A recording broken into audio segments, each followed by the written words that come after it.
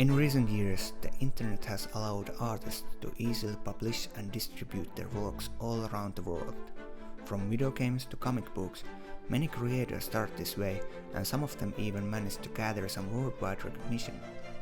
I recently started to read this new, quite promising comic, and I would like to share some of my thoughts about it.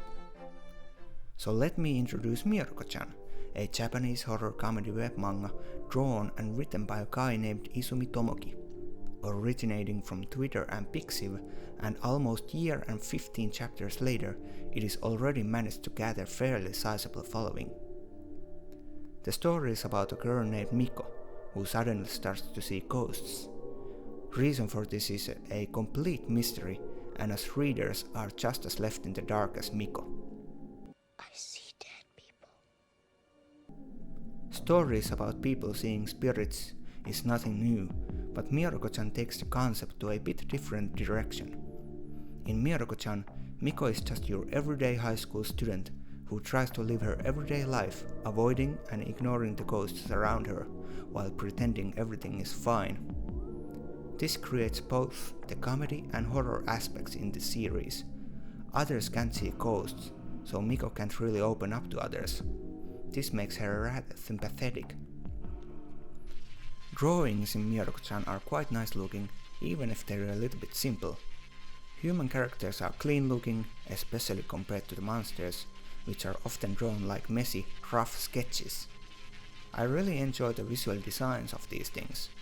They're not your typical Japanese vengeful Yurei ghosts. Instead, they often look like zombies, probably hinting the cause of the death. That is one thing that makes them so scary. As the series go on, we can't really tell what the ghosts want. Are they malicious or friendly? Later, we're introduced to a few other characters. Hana, Miko's best friend, a bubbly and friendly girl who is blissfully ignorant of her friend's plight. The contrast between the two friends works brilliantly. Miko is the reserved, careful one, and Hana is more carefree of the two. These two have great comedic moments together. Second character we get to know is Miko's brother Kyosuke. At first, I didn't really enjoy him. I thought that his overprotectiveness and nosiness would become annoying and stale fast, but we don't focus too much on that part. Also, the way he and Miko acts makes perfect sense after we're introduced to the rest of the family in chapter 9.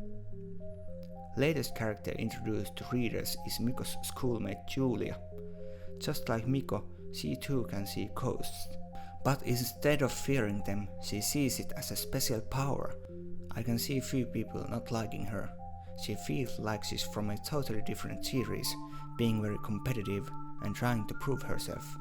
But I myself never had problem with her inclusion.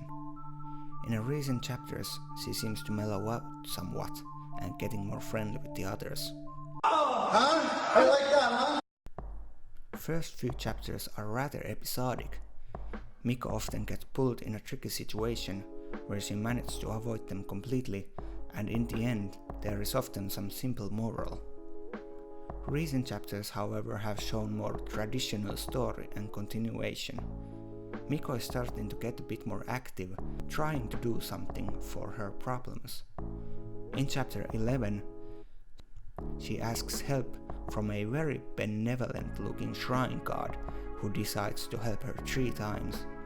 It is still too early to tell where this will lead Miko and her friends, but in one of the later chapters we're shown there are ghosts that can cause harm to humans indirectly, like this one that uses Hana's strong life aura as a barbecue for smaller spirits. I admit that at this point it is a bit hard to make more in-depth analysis, since the comic is still quite fresh. I guess you could say the overall theme of the comic is that you can't always run away from your problems. Sometimes you have to face them head on. Or maybe it's about those small teachings, like not to judge a book by its cover and so on. All in all, I really enjoy the art style, characters and the premise. Mieruko-chan is considered a horror manga, but it also includes lots of comedy and even some sweet dramatic moments. Even if you're not really fan of horror, I would still recommend you to check it out.